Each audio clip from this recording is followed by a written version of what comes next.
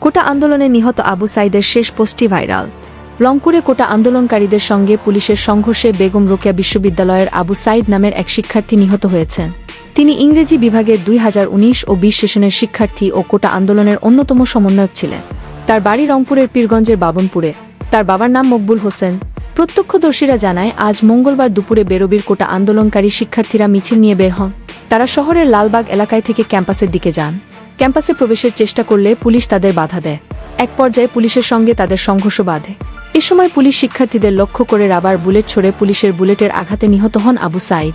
এর আগে গতকাল সোমবার বৈষম্যবিরোধী ছাত্র আন্দোলনের সমন্বয়ক আদনান আবিবের পোস্ট ফেসবুকে শেয়ার করেন আবু সাইদ। পোস্টটি হুবহু তুলে ধরা হলো, যদি আজ শহীদ হয় তবে আমার নিথর দেহটা রাজপথে ফেলে রাখবেন। ছাত্র সমাজ যখন বিজয় মিছিল নিয়ে রুমে ফিরবে তখন আমাকেও বিজয়ী ঘোষণা করে দাফন করবেন। একজন পরাজিতের লাশ কখনো তার মা বাবা গ্রহণ করবে না। এমন একটি ফেসবুক পোস্ট এখন সোশ্যাল মিডিয়ায় ভাইরাল হয়েছে। এতক্ষণ সাথে থাকার জন্য ধন্যবাদ। নতুন নতুন আপডেট খবর পেতে চ্যানেলটি সাবস্ক্রাইব করে পাশেই থাকবেন।